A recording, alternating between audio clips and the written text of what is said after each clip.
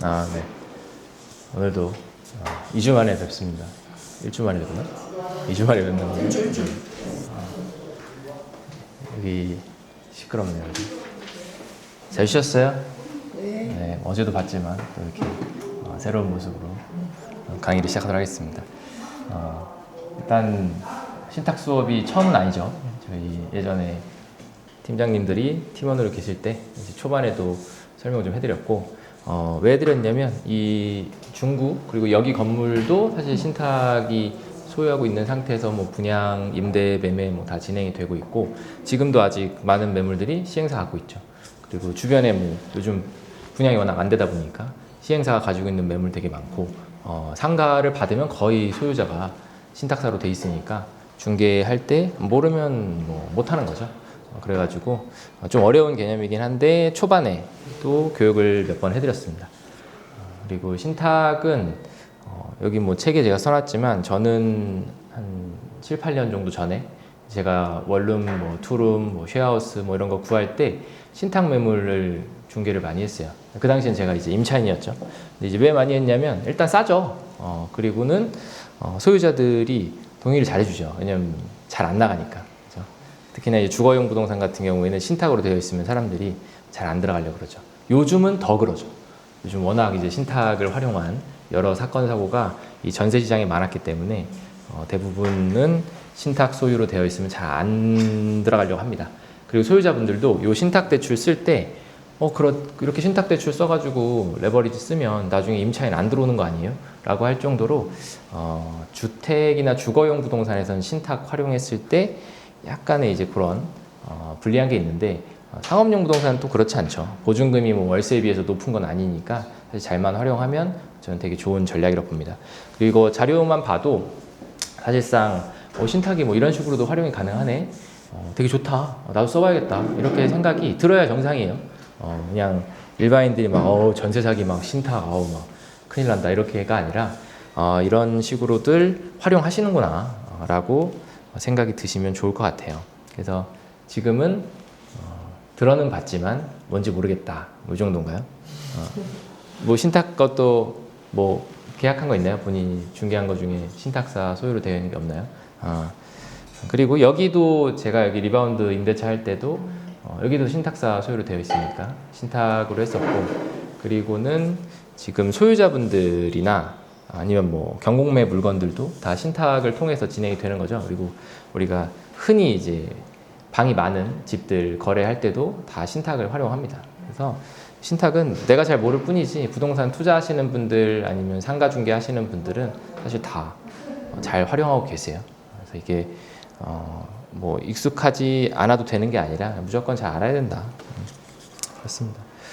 그래서 이제 뭐 여기 내용도 보면 그냥 가장 이제 걱정되는 게 이거죠. 누구랑 계약을 해야 하나요? 이게 제일 걱정이고, 그리고 항상 나한테 와서 누군가가 내가 원래 소유자라고 많이 하시잖아요. 나랑 계약하면 된다.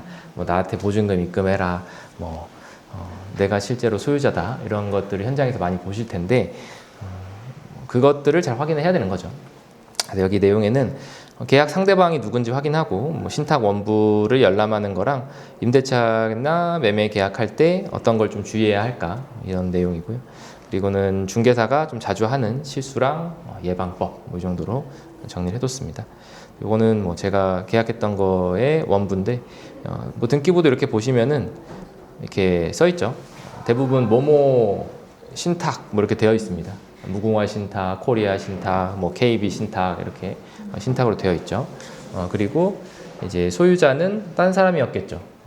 뭐 처음부터 소유자가 신탁인 경우는 이걸 만들 때 소유권을 땅을 넘기고 그리고 프로젝트를 아예 뭐 신탁사 이름으로 진행을 한다거나 이럴 때야 그럴 수 있지만 대부분은 원래 소유자가 있고 어떤 이유에서 신탁사로 소유권을 넘기고 그 뒷단에 뭔가를 진행을 하죠. 목적에 맞게. 그래서 일단 당연히 등기를 안 띄워보는 사람 없을 거 아니에요. 우리가 중개를 하다 보면 요번에 그 다비치 건물도 원래는 신탁이었잖아요. 그래서 옛날 거 등기부 띄워봤을 때는 뭐 등기부 있었나 보지. 옛날 거 받았을 때는 거기 신탁사 소유로 되어 있었는데 나중에 다시 회사 이름으로 변경이 됐죠. 그래서 중개를 시작할 때 물론 이게 신탁사냐 아니냐가 중개 물건 자체에 뭐 영향이 그렇게 있진 않아요, 사실. 설명을 제대로 하냐 안 하냐, 알고 진행하냐 모르고 진행하냐. 모르고 진행했을 때는 갑자기 계약할 때 딱 뛰어봤는데 신탁이야 그러면 소유자분들이 막, 그 임차인들이 막, 와 이거 뭐야, 나 속인 거 아니야? 일부러 말 안 한 것 같은데? 이러면서 이제 불안해하시죠. 그래서 처음에는 그런 것들은 각자가 좀 연습해야죠. 고객들은 어쨌든 신탁 소유라고 하면 불안해하시니까 이거를 어떻게 내가 잘 설명할 수 있을까? 이제 제가 이거 책 요만하게 나올 거니까 그냥 그거 불안해하시면 이렇게 이거 한번 읽어보세요. 이렇게 하셔도 되겠죠. 그런 용도로 쓰는 거죠. 책은 설득하기 쉬우라고. 그래서 일단 신탁으로 되어 있으면 신탁 부동산이다. 그리고 이제 그 신탁 부동산 넘겼으니까 신탁 부동산에 관련된 내용들은 어디 있죠? 신탁 원부에 있죠. 신탁 원부 본 사람. 사장님 많이 봤잖아요, 그죠? 어디서 물건은 그런 막 복잡한 어려운 거 가져와가지고 맨날 그래서 신탁 원부를 보면 되죠. 그래서 시행사가 이제 소유자로 시행사가 원래 소유자면 신탁 원부를 웬만하면 가지고 있어요. 근데 이제 업데이트가 됐는지 아닌지는 확인해야 되지만 기본적으로 신탁 원부를 가지고 있습니다. 그래서 그거를 그냥 일단 확인해서 진행을 하다가 나중에 필요할 때는 새로 또 발급을 받아가지고 확인해 보시면 되죠. 신탁 원부는 이렇게 이름이 신탁 원부 이렇게 써 있죠. 그리고 거기에는 위탁자가 누구고 수탁자가 어디고 누구고 그리고 신청 대리는 변호사 했겠죠. 이렇게 되어 있습니다. 이 개념은 그냥 아시면 위탁자는 그냥 맡기는 사람이 위탁자고 수탁자는 이제 신탁사죠. 이제 그 권리를 받은 사람이 신탁사가 되는 거고 수익자는 이제 나중에 신탁원부 띄워보시면 거기에 뭐 우선 수익권자, 그냥 일반 수익권자 뭐 이렇게 나눠져 있어요. 그래서 그 수익권자는 누군가가 이렇게 어디로 지정을 합니다. 뭐 은행으로 지정하는 경우는 돈을 은행에서 빌려왔으면 흔히 대주단이라고 하는 게 있어요. 나한테 돈을 싸준 사람들이죠. 그 사람들이 이제 우선 수익권자로 되어 있고 그리고 이 사업을 진행하는 뭐 시행사나 관계자들이 또 일반 수익권자 뭐 이렇게 되어 있어요. 그러니까 후순위죠. 그리고 우선 수익권자는 1순위에 이렇게 공동으로 이렇게 되어 있습니다. 거의 대부분 뭐 공동 1순위, 그리고 또 2순위, 뭐 3순위, 뭐 MPL 막 이렇게 가는 거죠. 가는 거고. 그래서 이제 잘 보면 된다. 그죠? 보면 되죠. 이걸 뭐 귀찮아서 안 떼봐서 문제지 보면 돼요. 그리고 거기에는 이제 신탁 그 뒤에 보시면 이제 금액이 있어요. 그 우선 수익권자 밑에 이렇게 채권 최고액처럼 막 금액이 써 있습니다. 그게 이제 빌려준 돈이에요. 그걸 다 합치면은 실제로 이 신탁을 활용해서 조달한 금액이 나오는 거죠. 근데 그게 대부분 이런 경우에는 엄청나게 크다. 거의 뭐 90%막 이렇게 돼 있다. 그래서 조심해야 된다.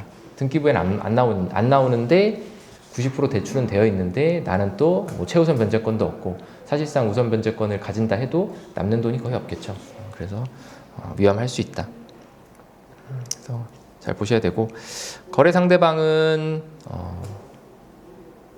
이렇게 되어 있죠. 그래서 이게 그냥 뭐예요? 라고 물어봤을 때 딱 대체로 어떻다라고 말씀을 드릴 수 있지만 또 실제로 띄워보면 좀 다를 수가 있어요. 그래서 뭐 권한 자체가 뭐 보증금은 또 수탁사가 받아야 되고 월세는 또 내가 받는 경우도 있고 월세도 수탁사가 받는 경우도 있고 어떤 경우가 그러냐면 실제로 그 돈을 받아가지고 뭐 가족이나 누군가한테 줘야 되는 거예요. 이제 월세를 받아가지고 공평하게. 매각했을 때도 마찬가지. 매각했을 때도 이걸 받아가지고 내가 공평하게 줘야 돼. 근데 이걸 누군가가 원래 소유자라고 하는 놈이 가져가 버리면 안 주죠. 안 주니까. 그래서 이제 그런 상황. 아니면은 대체로 뭐 이런 매물 같은 경우는 우리 시행사들이 갖고 있던 매물들 이런 것들은 보증금은 수탁사 계좌를 쓰고 월세는 그냥 시행사가 그대로 기존에 소유자가 받게 됩니다. 이제 그런 것들도 많은데 그거는 이제 원부의 내용에 다 나와 있어요. 보시면 되는 거고. 그리고 이제 가장 중요한 거는 결국 동의를 받아야 되죠. 그래서 신탁사가 동의를 해줬으면 대항력이라는 게 생기는 거고 안 해줬으면은 안 생기는 거고요. 그리고 보증금에 반한 주체는 웬만하면 다 계약 당사자입니다. 그래서 우리가 신탁사가 동의했다고 해서 신탁사가 돈을 물어주는 게 아니에요. 신탁사는 그냥 동의를 했다. 그러니까 이게 거래가 됐을 때 혹은 뭐 이런 상황이 생겼을 때 그러니까 대항력을 인정받을 수 있는 거지 보증금을 신탁사가 내주는 건 아니에요. 신탁사는 신탁 계좌를 쓰는 이유는 이 원래 맡긴 사람을 못 믿으니까 계좌를 그걸 쓸 뿐이지 이거를 이렇게 돌려줘야 되는 주체는 아니에요. 그럼 이제 맡기신 분, 위탁하신 분이, 그러니까 원소유자분이 이제 대부분 이제 나한테 돈을 입금해 줘라고 많이 하지만 대부분 그렇게 입금을 해줘도 돼요. 근데 신탁 원부를 보시면은 그렇게 입금을 받았을 때 바로 신탁 계좌로 넣어서 이걸 뭐 상환하지 않으면 전체 신탁 뭐 이걸 무효로 한다거나 아니면 저번에 이제 하나 뭐 팀장님처럼 실장님처럼 뭐 금액이 같았을 때 어차피 들어오면 내가 내주면 되는 거니까. 그래서 내가 일단은 가지고 있는 거는 웬만하면 다 안 되게 해놓은 거죠. 그리고는 이제 그런 내용들을 원부를 통해서 확인을 해야 된다. 그리고 보증금의 반환 책임은 항상 그냥 요 계약하는 이 원 위탁자나 소유자한테 있어요. 그 기존 소유자한테. 그래서 이제 그런 내용 보셔야 되는데 항상 그 동의를 받았다고 해서 안전하다고 생각하시는 경우가 있습니다. 안전하지 않아요. 동의를 받은 건 대항력이 있다 뿐이지 보증금을 반환받는 거는 이 시행사 만약에 망한다. 나한테 돌려줘야 되는 이 사람 망하면 그냥 순서에 따라서 내가 받는 것 뿐이지 우리가 일반 임대차 계약처럼 이 보증금이 완전히 보장되고 이런 건 아니에요. 그래서 그 동의를 받는 것과 보증금의 반환은 좀 구분하셔야 된다. 어떤 거? 이거요? 이건 예시니까. 반환 책임은 대부분 신탁 이거 보시면은 저기 보세요. 이거 실제로 제가 썼던 확약서인데 향후 임대차 기간 종료 전후를 막론하고 임대차 보증금 반환에 대해 이행 책임을 포함한 임대인으로서의 모든 책임은 기존 임대인인 주식회사 충무로 PFV에게 요구할 것이다. 뭐 이런 내용. 그러니까 돈을 이 신탁사한테 달라고 하지 않는다. 이 원소유자가 나에게 주지 않아도 나는 신탁사에 와서 떼쓰지 않는다. 뭐 이런 내용이에요. 이 확약서는 그래서 이 도장을 누구 도장을 찍을 것 같아요? 이 확약서에는 확약서에 누구 도장이 찍혀있지? 신탁사 도장이 찍혀있나요? 위탁자? 누구 도장이 찍혀있어요? 이게 누구 도장이야? 이거요? 이건 임차인의 도장이 찍혀있어요. 임차인의 도장. 네, 확약서. 뭐 말이냐면 문제가 생겼을 때 오케이 여기는 두 가지가 뜻이 내포되어 있죠. 동의는 한다. 대신 나에게 책임을 묻지 말라. 이 내용이 들어가 있는 거예요. 그래서 확약서는 임차인에게 유리하다 불리하다를 떠나서 그냥 그런 내용으로 되어 있다. 대부분은 그죠? 그래서 이제 당연히 이 3번 내용은 뭐 거래가 되거나 결국에는 뭔가 주인이 바뀌어도 어쨌든 너 임차권 자체는 넘어갈 수 있게 해줄게. 대신 보증금은 나한테 와서 달라고 하지 마. 이제 뭐 그 내용이에요. 여기다가 또 이거 확약서 받아오라는데 딱 우리 기존 소유자 딱 도장 찍어가면 이제 신탁사에서 이제 반려되는 거죠, 그죠? 그래서 여기는 임차인 확약서다. 임차인 확약서 이런 거. 그래서 이제 대부분 중개사들이 실수하는 게 등기부만 보고 계약을 하는 거. 저도 옛날에 계약할 때 신탁이라고 설명을 전혀 듣지 못했어요. 그냥 안전하다. 그랬는데 그분이 몰라서 그런 건지 아니면 일부러 그런 건지는 뭐 잘 모르겠지만 어쨌든 등기부만 보고 계약을 하는 경우가 제일 많아요. 그리고 대출도 안 나오잖아요, 그죠? 안전하다 계약하고. 그리고 위탁자와 단독 계약.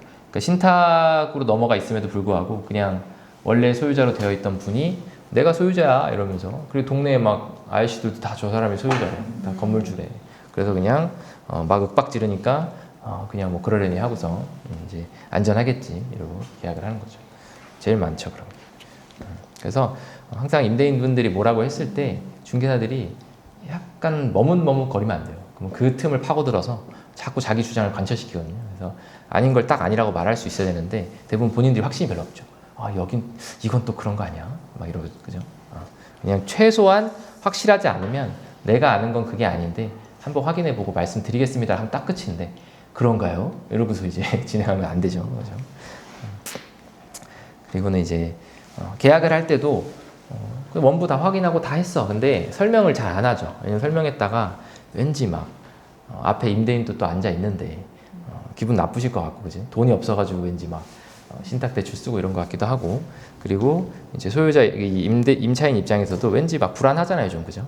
그래서 이거를 어쨌든 뭐야? 소유자 입장에서도 그래서 잘 설명 안 한다. 설명하세요. 하면 되는 거고. 막 설명은 의무죠. 무조건 해야 돼요. 이건 소유권과 어쨌든 계약 당사자들에게 되게 중요한 내용이니까 잘 설명하고, 설명 안 하면 큰일 나죠. 그래서 설명한 내용들 뒤쪽에 이렇게 잘 써가지고 이렇게 서명 받아야 되는 거고. 그리고는 이제 원부 내용 가져온 건데 일단 거의 다 당연히 이제 임대차부터 매매까지 다 이 신탁사의 어떤 동의를 받게끔 되어 있어요. 되어 있고요. 그리고 신탁 계약 체결할 때도 보증금은 반환 책임자 임대차 보증금 반환 책임을 수탁자가 부담하는 경우 수탁자는 해당 임대차 보증금을 신탁 재산에서 수익자보다 우선하여 임차인에게 지급할 수 있다. 그렇죠? 뭐 이렇게 동의를 하면은 그러면 이제 수익자라고 되어 있는 그러니까 이제 흔히 뭐 대주단이나 어쨌든 돈 빌려준 사람들이 있잖아요. 그런 경우 내가 그러니까 동의를 했어. 이 대부분은 뭐냐면 이 신탁계약 체결 이전에 되어 있는 거예요. 대부분 신탁대출 나갈 때 그 정도 금액은 그냥 빼고 사실 나갑니다. 내가 물어주지만 사실 내 담보에는 영향은 없어요. 그런 형태고 앞에도 보시면 신탁계약 체결 이전에 체결된 계약에 대해서는 내가 그래도 물어주게 되면 그건 당연히 물어줄 건 우선 변제권이 있으니까 그건 순서대로 주는 거니까 자기가 주면 되는 거고. 그리고 신탁계약 체결 후에 하는 경우에는 사전 승낙을 조건으로 위탁자 명의로 체결하되 임대차 보증금은 수탁자에게 입금해야 한다. 그렇죠?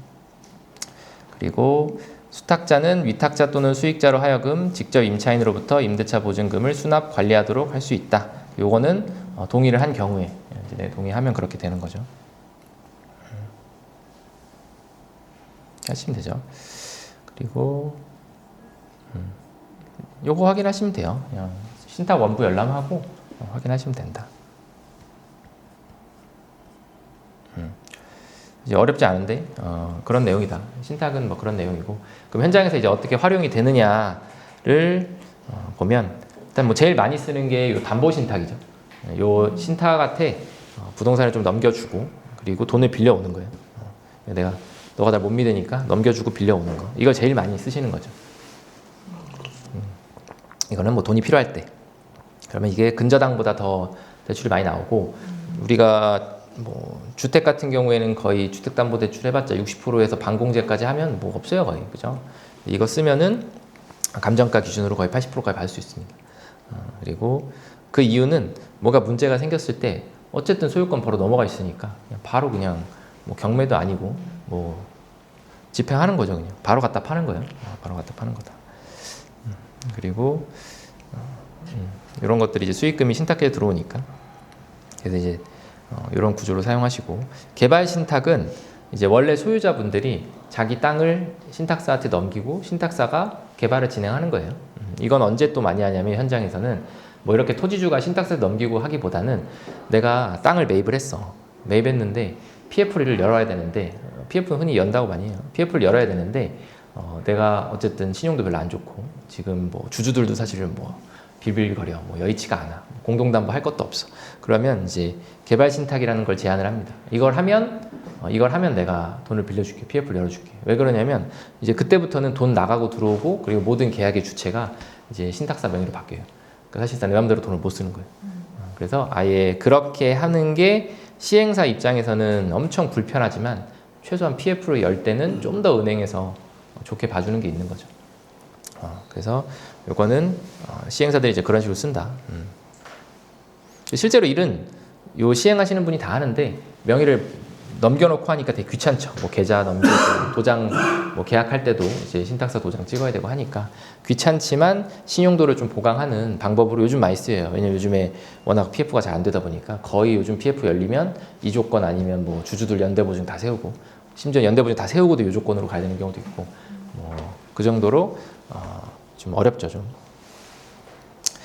관리 신탁은 그래서 무조건 신탁이 있다고 해서 이 사람 뭐 돈 없어가지고 신탁 썼네 이런 게 아니라 진짜 자산가들도 이거 많이 써요. 관리 신탁 그냥 신탁사에 맡겨놓고 그것에서 관리해가지고 나오는 돈들 뭐 이제 관리해주는 업체가 가져가고 또 나머지는 이제 내가 쏴줘야 되는 뭐 자기 자식들 때가 맨날 뭐 수천억 자산가인데 그거 뭐 월세 받아가지고 자녀들 용돈 주고 입는 것도 이상하잖아요. 그래서 그냥 뭐 오피스텔 통으로 갖고 있다. 관리 신탁 맡겨놓으면 거기서 대출은 없죠. 대출은 없는데 그냥 신탁 수수료만 받으면서 이제 관리해 주는 거예요. 관리해주고 그렇게 해서 이제 받은 비용들, 뭐 나가는 비용들, 받는 돈들 해가지고 약속대로 이제 주는 거, 뭐 이런 거. 이제 그런 거 많이 하죠. 뭐 대부분 이제 되게 고가의 수익형 부동산을 받았어. 그럼 내가 관리하기도 귀찮고 받은 거 가지고 이제 형제 자매들끼리 나누는 것도 좀 귀찮잖아요. 이제 그런 것들을 맡겨두고 이제 관리하는 거죠. 그런 거 좋죠. 편하죠, 되게. 이것도 많이 쓰시고요. 그래서 받았을 때 무슨 신탁인지 봐야 돼요. 뭐 제일 앞쪽에 신탁원부 보면은 무슨 신탁인지랑 이 신탁의 목적이 나와 있어요. 그래서 그리고 그 목적도 이제 신탁사도 자주 바뀌고요. 그 신탁사 자체가 바뀌어요. 그러니까 목적은 안 바뀌었는데 신탁사가 바뀌는 경우도 있고요. 반대로 이제 신탁사는 그대로인데 목적이 바뀌어요. 옛날에 돈 좀 많을 때는 관리 신탁이었는데 나중에 보니까 처분 신탁으로 바뀌어 있어. 처분 신탁에 갖다 파는 거거든요.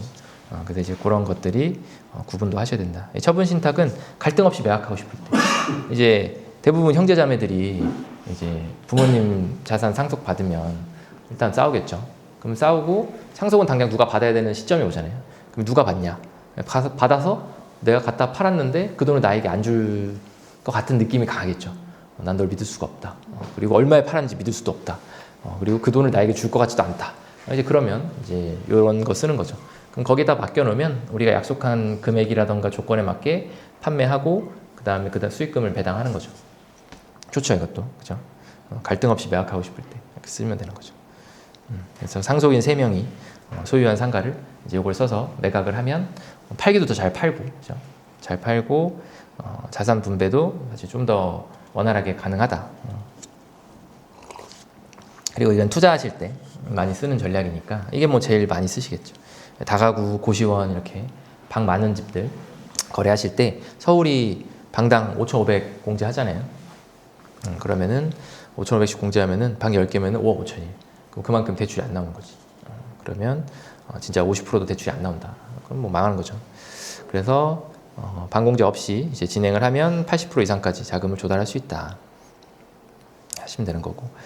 그리고 뭐 이건 그래서 실제로는 내가 3.9억 정도가 이게 3.9억밖에 대출을 못 받는 건데 신탁을 쓰면은 뭐 9.6억까지 가능하다. 좀 이따 이제 사례를 통해서 우리 한번 보도록 하겠습니다. 그리고 이 신탁도 뭐 이렇게 신탁 대출 뭐 구조나 이런 것들이 있는데 그냥 잘 요건 그거예요. 제가 흔히 이제 신탁을 담보 신탁을 쓰는데 좀 두 개가 달라요. 최근에 이제 있었던 건데 그냥 시행사가 신탁을 써서 이 부동산을 소유하고 있는 경우는 이 담보 대출이 사실 별로 안 돼요. 거의 한 여기 같은 경우에도 50%가 안 됩니다. 그래서 시행사들이 분양할 때 받는 분양한 게 미분양이어서 내가 취득할 때 분양가로 취득하지 않겠지. 자기네가 만들었는데. 그래서 대부분 감정가도 분양가보다 훨씬 싸고요. 근데 물론 이제 일반 분양 받으시는 분들이 분양 받을 때 감정가는 분양가를 기준으로 거의 감정가를 나오잖아요. 근데 이제 이런 미분양 상가 같은 경우는 일단 재감정을 합니다. 재감정을 해서 일단 기존 분양가보다도 한 70% 정도밖에 안 되고 그리고 이제 근데 그건 방어를 좀 하려고 해요. 왜냐면 그게 대출이 또 나올 때 일반 사람들한테 판매할 때도 영향이 있으니까. 그래서 감정가는 웬만하면 안 떨어뜨리지만 실제로 대출을 받는 금액은 감정가보다 뭐 한 40에서 50%밖에 안 돼요. 그래서 뭐 신탁사가 뭐 무조건 위험한 건 아니고 시행사가 가지고 있는 신탁 매물의 대출은 오히려 좀 안전하다. 근데 대부분 시행사 대표님들이 돈이 없으니까 보증금이나 계약금을 본인이 좀 받으려고 하는 경우도 많아요. 그래서 그런 것만 조심하면 된다. 그리고 이미 쫓겨난 경우도 있죠. 이미 이 시행사업이 잘 망해가지고 이제 신탁사에서는 이거 공매할 거다라고 쫓겨났는데 그 쫓겨난 사이에 이제 뭔가 계약을 또 한다거나 그리고 돈 받아가지고 슈킹 한다거나 하시는 경우들이 있죠. 다 있어요. 뭐 많아요 보면. 그리고 뭐 그래서 담보 신탁, 개발 신탁, 관리 신탁, 처분 신탁 정도로 이제 구분해서 이제 좀 보시면 돼요. 신탁이 무조건 나쁜 게 아니라 이 중에 이제 어떤 신탁인지를 좀 봐야 되고 그 각 신탁을 잘 활용하면 되게 잘 쓸 수 있습니다. 저는 뭐 되게 좋은 것 같아요, 신탁은. 그러면 이제 이 정도가 중개사는 뭐 이 정도 알면 되는 거죠. 그렇죠? 알겠죠? 알겠나요? 어렵지 않죠? 그리고 이제 어떻게 상담할 때는 이제 어떻게 되냐? 이게 지금 제가 지금 판매하고 있는 상가 주택인데 이제 이게 12억 5천 그리고 융자금이 4억 2천 그리고 전세가 한 8억 정도 있습니다. 그죠? 그러면 융자금이랑 전세랑 합치면 이제 12억 5천 정도 되겠죠. 그럼 이거를 어떻게 신탁을 써가지고 사올 수 있을 것인가에 대한 상담을 하시면 되는 거죠. 그죠? 그래서 그렇게 해서 지인분들 중에 어쨌든 실거주 플러스 1층에 상가가 있으니까 뭐 그런 것도 활용해서 적합한 분들한테 제가 정리를 해드렸는데, 일단 보면 이제 상가주택, 그리고 우리가 신탁대출을 이런 지금 제가 말하는 이런 목적으로 쓰려면은 상가가 하나 껴 있어야 돼요. 5월 주택이면 또 안 됩니다. 뭐 왜 그런지까지는 뭐 어쨌든 그렇게 요구를 해요, 신탁사에서. 전체가 다 이게 상가 대출로 뺄 수가 없다. 그냥 주택 대출로 갔을 때는 어쨌든 좀 더 적게 나와요, 돈이. 그래서 일단 상가 주택으로 만드는 작업. 이건 다행히 상가 주택이어가지고 이제 감정가가 12억이 나왔고 기존 보증금이 한 8억 정도, 기존 대출이 4.2억. 그럼 신탁 대출을 9.6억 받으면 사실상 12억 뭐 8천으로 되어 있지만 한 2.6억 정도 있으면 살 수 있어요. 그리고 사고 내가 전세로 가는 게 아니라 사서 전체를 다 월세로 돌릴 수 있는 형태가 됩니다. 그래서 80% 정도 대출 받으니까. 그러면 실거주를 하면서 내가 수익형으로 자산을 가지고 갈 수 있는 이제 그런 형태의 자산이에요. 그리고 그래서 이제 1안, 2안이 있는데, 하나는 지금 이게 왜 이런 매물이 나오는 거예요? 왜 나오는 거예요, 이런 매물? 이자를 못 내서요? 아예 이자는 어떻게 내면 되죠? 얼마 나오지 않는데. 전세로 들어온 사람이 나가야 되는데 돈이 없는 거죠. 그죠? 이 사람은 지금 1.4억이 없는 거예요. 1.4억이 지금 뭐 400이혼가가 나가야 되는데 1.4억이 없으니까 당장 어디서 만들 수가 없는 거죠. 근데 이런 이제 개발하시는 분들의 특징은 이런 매물이 많다. 그래서 우리가 건물 지을 때 업자들은 진짜 영원으로 짓습니다. 영원으로. 하나도 안 들어. 다 지어가지고 전세 세팅하고, 옛날엔 그랬죠. 전세 세팅하면 사실 돈 안 들어가요. 막 풀피가 되는 경우도 있어요. 땅 싸게 샀으면. 근데 이제 요즘은 뒤에 전세가 안 맞춰지는 거예요. 그래가지고 지금 다 난리가 난 거죠. 그래서 이거를 이제 잘만 자기가 목적에만 잘 맞으면 사실상 되게 싸게 매물을 가져올 수 있는데, 요 두 개를 보면 하나는 소유권을 바로 가져오는 형태고 하나는 안 가져오는 형태인데, 기존 보증금이랑 대출을 승계를 하거나 아니면 이제 신탁 대출 후에 명의 변경하는 전략이고, 초기에 1.4억이 그 사람이 필요하잖아요. 그래서 이제 402호가 나가실 때 내가 그 1.4억을 주는 거죠. 그리고 그거를 이 매매 계약의 계약금이지만 전세처럼 들어가는 거죠. 그래서 한 호실을 내가 살면서 이제 자금이 마련이 되면 나머지 자금 조달해가지고 신탁 써서 소유권을 가져오는, 그러니까 이런 형태. 근데 얘는 1.4억만 있으면 일단 알박기 해서 한 6개월 정도, 이 다음 임차인이 또 나갈 때를 뭐 그게 한 6개월 정도면 6개월 정도 내가 자금을 뭐 한 2억 정도 마련을 해서 얘를 사올 수 있는 거죠. 그리고 얘는 처음부터 그냥 내가 3.2억이 이 신탁대출 쓰는 거 80%랑 나머지 현금 필요한 거 해가지고 그냥 사오는 거죠. 사오는 거고, 요거를 근데 하려면은 기존 소유자들, 기존 임차인들한테 확약서를 받아와야 돼요. 이거 지금 신탁으로 넘어가고 하는데 너 나간다. 아니면 뭐 전입을 빼야 돼요. 그래서 그러니까 앞쪽에 선순위를 다 없애버려야 돼요. 그래야, 아니면 못 없앴으면 그만큼 적게 받으면 되는데 어쨌든 다 없애야죠.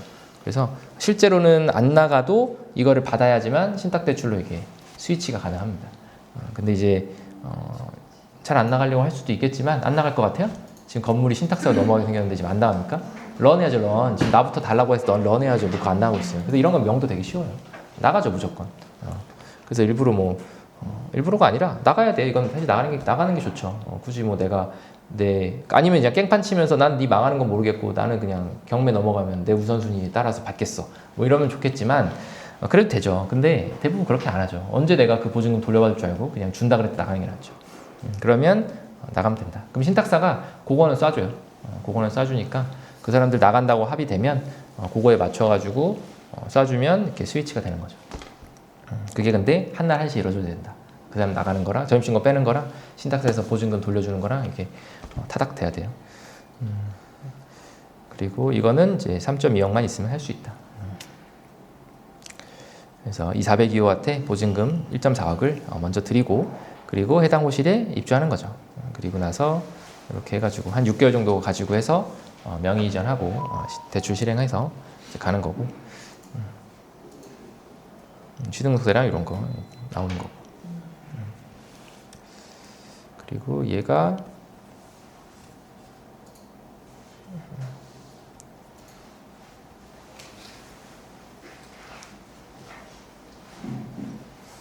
그래서 이런 것들을 이제 대출을 써서 사게 되면 거의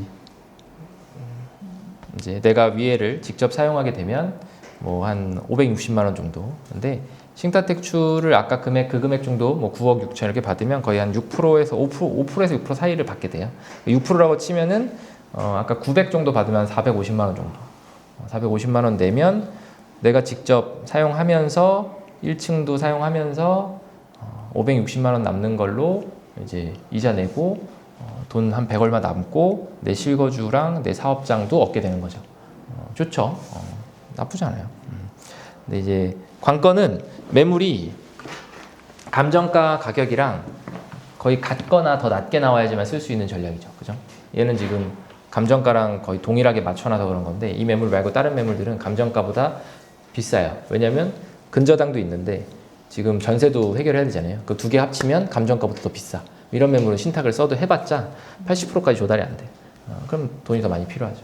얘 같은 경우에는 감정가랑 거의 맞춰놨기 때문에 그냥 80% 정도에서 나머지 20%만 확보하면은 살 수 있는 매물이 되는 거죠. 그래서 그런 매물이 나왔다. 그러면 잡으면 되죠, 빨리. 그래서 계산해보고 내가 요 시세를 잘 알아야죠. 요 시세를 잘 알아서 이 정도는 이제 원룸인데 원룸이 뭐 꽤 커요. 위치도 뭐 여기에 있는 거고 여기가 이제 삼성역까지 뚫리죠. 그러니까 뚫리면 이제 여기가 어쨌든 이제 교통으로 봤을 때는 이제 자가용으로 다녔을 때는 차가 엄청 막히는 구간인데 저도 여기서 내려가지고 차 타고 일로 오거든요. 연신내역에서. 그러니까 교통은 되게 편리하다. 그래서 그래서 이쪽에서 개발을 사람들이 많이 했어요. 개발 많이 했는데 그러면 이제 이런 것들은 이제 수익형 플러스 실거주 플러스 뭐 매각 차이까지도 좀 기대를 해볼 수 있는 이제 그런 물건이죠. 이런 것들도 한번 이런 식으로 활용을 한다. 활용하는 게 있고. 질문 있나요? 네. 저기가 2008년, 네. 28년? 2008년도에 GTX가 뚫리는데 그러면 그때까지 공실 위험인가요? 아니요, 저건 지금 임대가 이렇게 돼 있다는 거고 더 좋아지는 거죠. 뭐 거기까지 뚫리면 더 좋아진다는 것뿐이지. 지금 연신내는 이미 원룸 수요는 엄청나게 많고 거의 대부분 서울 안으로 들어오시는 분들이 제일 살기 좋은 원투룸 있는 데가 여기죠. 갖다 내가 아파트 살 거는 아니잖아요. 1인 가구가. 근데 이제 그래서 아직도 부시고 지을 땅들이 많아요. 부시고 지을 땅들도 많고. 근데 이 업자들은 되게 일찍 지은 거지. 지금 가보면 다 업자들이 지은 거예요. 다 업자들이 싸게 사가지고 자기 돈 안 들이고 지어가지고 분양을 하거나 아니면 이제 이렇게 해서 갖고 가고 있었던 거죠. 근데 전세가 터지면서 이제 뒤에를 못 받으니까 지금 이 사람도 사실은 1.4억이 없어가지고 이걸 팔 수밖에 없는 거예요. 물론 이게 시작이지. 그 뒤에도 있고 뒤에도 있을 텐데. 근데 지금 한 번에 내가 3.6억만 있으면 신탁으로 갈 수가 있는데 지금 그 돈이 없는 거예요. 그래서 이거는 뭐 그런 식으로 활용하면 된다. 나중에 이제 자기가 실거주 목적으로 뭔가 투자를 한다, 아니면 자기 자녀한테 자기가 뭔가 투자를 해주고 싶다. 그러면 자기 자녀한테 한 3억만 뭐 어떻게든 좀 시간 들여가지고 만들어주면은 자녀가 요거 건물 하나 갖게 되는 거예요. 신탁 써가지고 이제 그렇게 잘 활용하면 된다. 그리고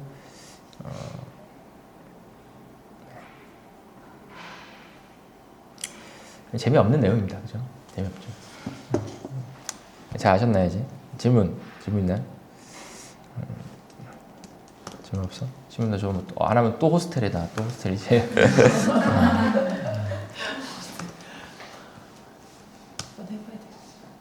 해봐야 된다고요? 받아봐야죠, 이런 거. 내가 총각이었으면 난 들어가서 살았을 것 같아. 1층에 부동산 같은 거 하고, 아니면 뭐 무인 카페 같은 거 하고, 위에 살면서, 그죠? 방 한 8개인가? 원룸 주고.